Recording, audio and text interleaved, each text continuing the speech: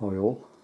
To complete my little series on freehold shooting, that by now I would guess you've gathered I ain't that good at it, but the objective is to pass some hours away while we're in this lockdown, and it's Saturday the 14th today. I'm going to use my NP2 or NP02 to be exact, my Kral puncher. It could do with some air in it because it's getting down to the level limits. Please excuse my mess here. I always make a mess wherever I seem to go. We're on the if I can get the camera to focus. No, you don't want to play. We're on the lower limits of the green sector. I won't get there.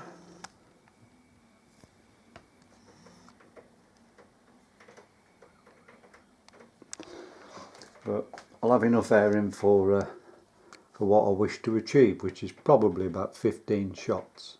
I think that's roughly what I did with the HW97 yesterday.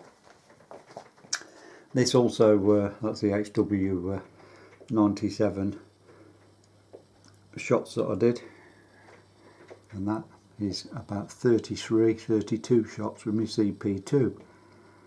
So I've recently included this little, fitted this to the gun. I bought it off eBay. I will do a review on this in the very near future. It's a 3D printed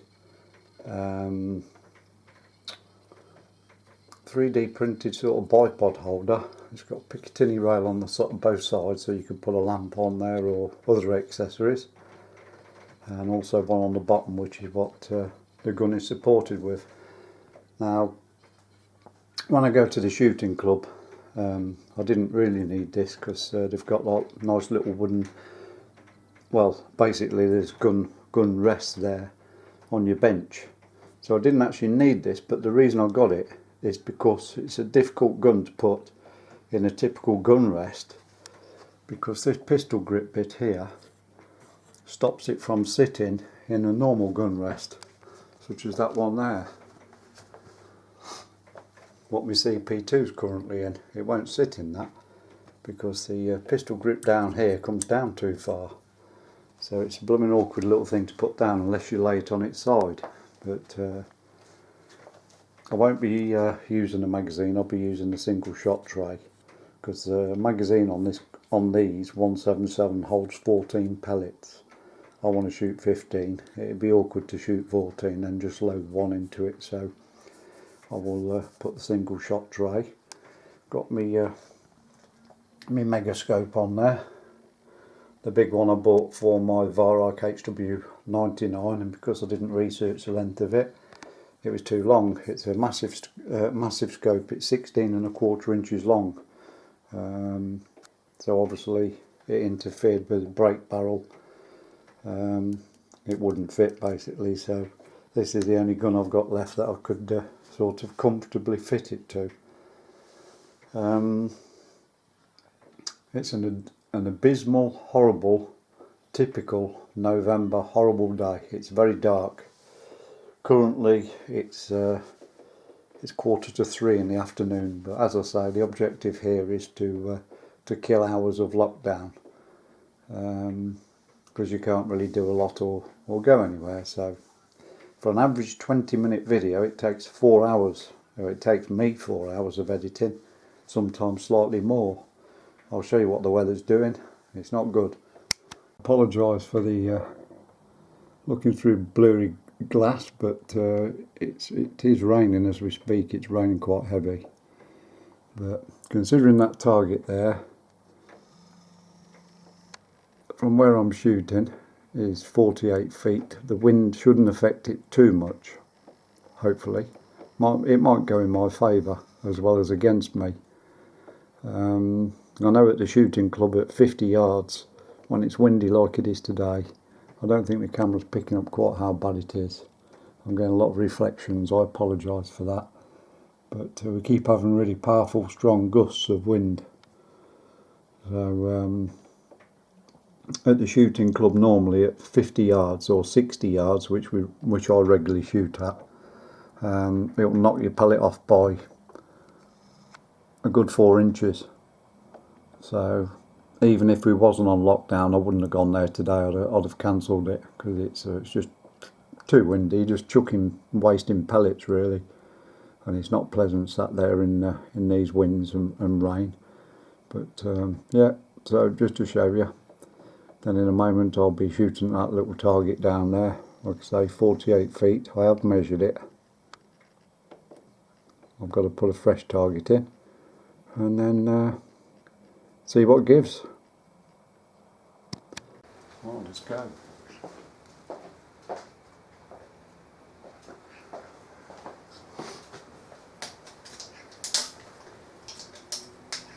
Hold the bipod.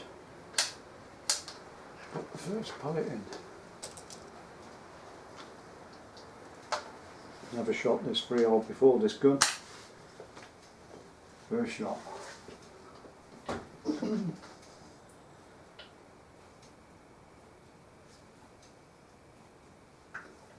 Chunky, heavy little thing this is.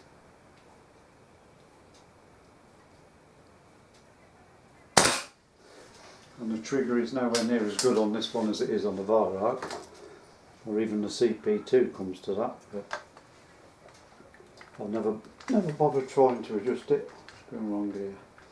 Don't like this pellet. Right, second shot.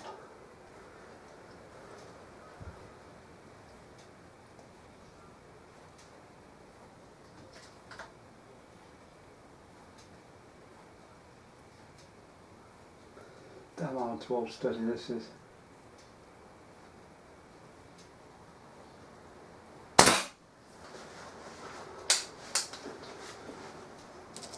Not very well balanced, I don't think, but I don't normally shoot them freehand anyway. The wind's blowing a good gale out there. Right, third shot.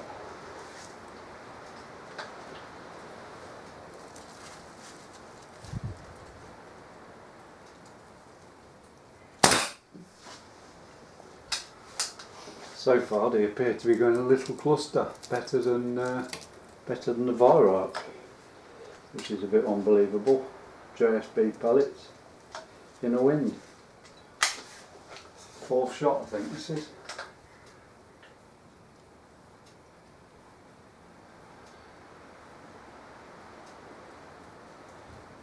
That was a bad one. That was definitely me.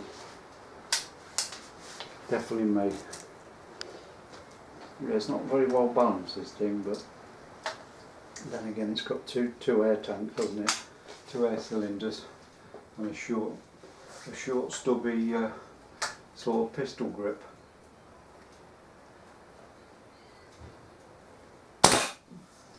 Looked like the same hole as one of the others, that did. About 4 or 5.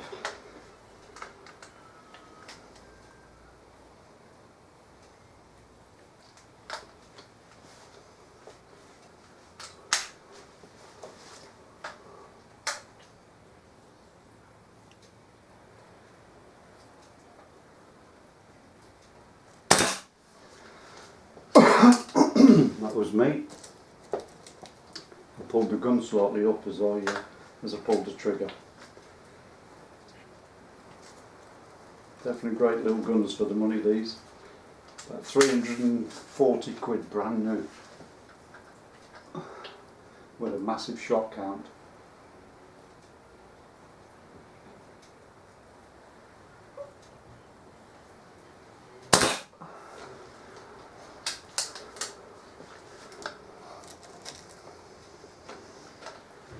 I don't know how many shots that is.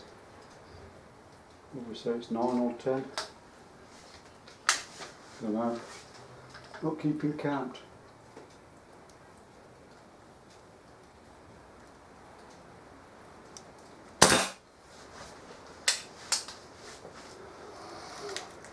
Looks like this is the best so far, despite the fact that I don't seem to be able to hold it very steady, and it's not very well balanced in the hand. As good as the Varrock, but seem to be shooting it better. Despite it having a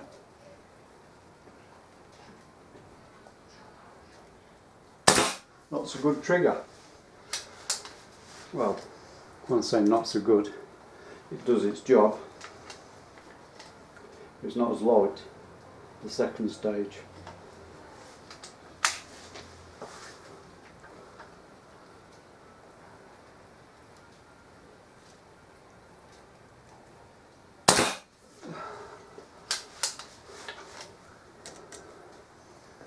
My mate Dan's recently bought a Kral NP0500, I think it is, and he's over the moon with that thing. He was shooting reactive targets at 72 yards on a regular basis, and that really has got a supreme trigger, match grade.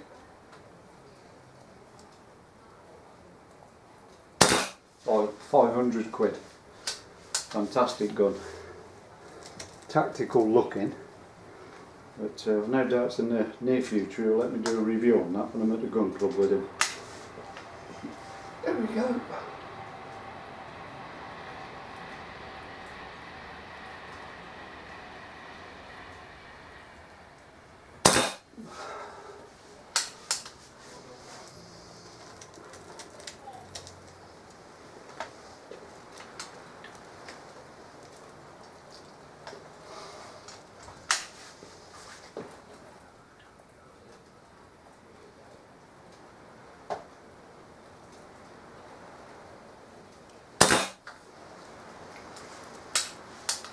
A miserable looking day. Still, it is November, it is the winter.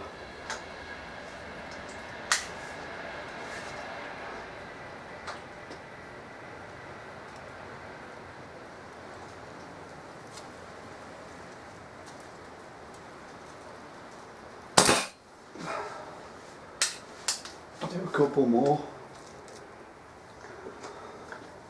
So far, looking with my eye at the target, you can see the tiny holes, they look like they're clustered.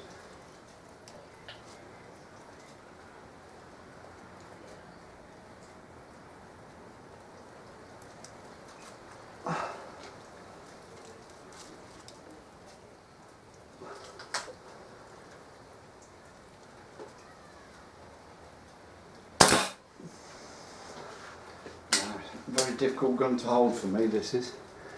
Much worse than the Viroc, it just doesn't seem very well balanced.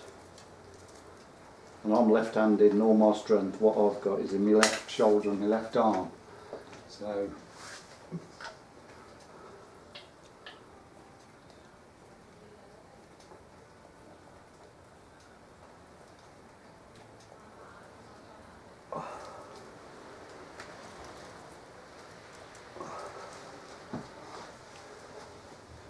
can't get it steady now.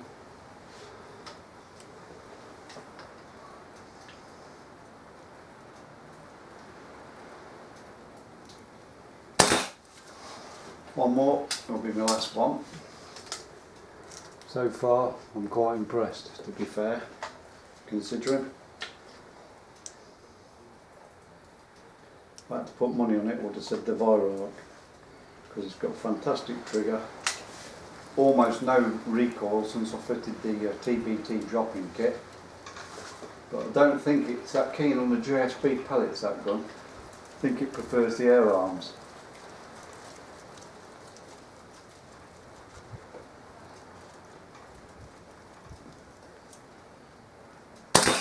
That's it, last shot. Go and bring the target in and see what we think. Well, I've just brought the target in and it's wet through, so I've got to dry it out because it's horrendous rain out there at the moment. But I'm sort of truly shocked by that, because in the centre section there, 1, 2, 3, there's probably 5 there in the green. I won't know till I see the replay, but there's at least 5 pellets in that piece there. 2 or 3 there. 3 there.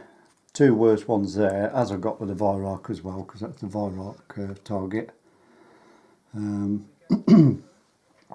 I clearly got 2 there. I think that's about 33 millimeters from the bullseye. I measured it, the furthest one away. But I am surprised with the NP02. The reason I'm surprised for is because it's not a good gun to, it just doesn't feel comfortable or very well balanced when you're free holding it. It wasn't as stable as my Virock felt, and yet it appears to have done better, which I'm quite surprised about. But I do believe that I haven't got any air arms pellets left, my Diablo field pellets, but I do believe that the Virock prefers these in its barrel to the JSB ones I've just used, and I used in all three tests. Well, I didn't actually, the CP2 I used different pellets on that one, and that's a bit of an unfair example anyway, because I put a new capsule in, a new CO2 capsule. I know you get 35 shots out of one of these, so I thought while it's in there I think it was 32 shots in that, so it's not really a fair comparison.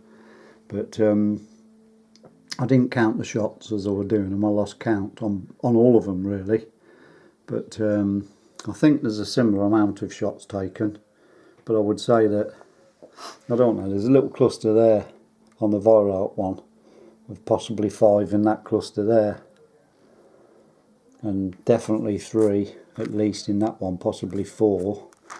So there's not a lot, there's not really a great deal between the two. Obviously that one's closer to the bull than what the Virock was, but the clusters are closer together with the NP02. 3 there, 3 there, 3 or 4 there, and those there, and the clusters are all together. And then you've got 2 stray ones there, and that one I definitely did that one. I remember shooting it, pulling the trigger, and I pulled the gun upwards a little bit. But yeah, so I would say, only my verdict, tell me your opinion. I would say the NP02 did slightly better than the Virock, but in the Virock's corner, it's had new internals that have only had probably a maximum of 70 pellets in, and I would say that the metal work inside has got to settle in, because I did polish the piston slightly, not to a high mirror finish, but I did polish it, re-grease the parts, etc. So probably another 100 shots, and then I'll put that across the chrono and see if it's consistent with its power. But yeah, so in my books the NP02 did slightly better than the Virock, but that's my opinion. Tell me what yours is, and thanks for watching. My next review I'm going to be doing will be on this product. I actually bought this thing a while ago, and if anybody doesn't know what it is, I'll try and explain. Diana made a thing called a bullseye, and it's supposed to take the shock out of your telescopic on a spring rifle. So you fit that onto your dovetail, fit your scope onto these. I've got all the other pieces, so when I do a review of this I will actually show you it, but it was that strong to push in like that. I actually got a guy at the shooting club, I fitted it on the Virock before I put the new spring in, and he did a slow motion, very close up shot while I was shooting it. He got his camera right next to it and did a slow motion. It didn't seem to move at all, but there was a lot of compression on that spring. So I've took it to pieces. I've actually took a couple of turns out of the spring, chopped them off. So now you don't need as much pressure to sort of get it moving. It's half the pressure it was before. So, and also the problem is, it's not a problem, but because I've put the new drop-in set in my Virock, there's hardly any recoil on the gun anymore. You can do the pellet test, as you'll see if you look back in my videos after I've fitted the spring. You can mount a pellet on top of the gun, shoot it, and the pellet only moves by about 1mm. So even at this resistance, I still don't think it will probably do a lot on that gun, because there's hardly any recoil. But I'll try and dig out where I got it from. I think I got it from AliExpress, but I'll try and find all the details, and I'll show you all the parts what come with it, and possibly my next review this will be. So anyway, thank you for watching all. Any comments I'll try and reply to, as I always do. I hope you enjoyed it. I'm just trying to pass time away in the lockdown. I'm going to spend probably 4.5 hours now editing this video. So take care all, and we'll catch you soon. Bye for now.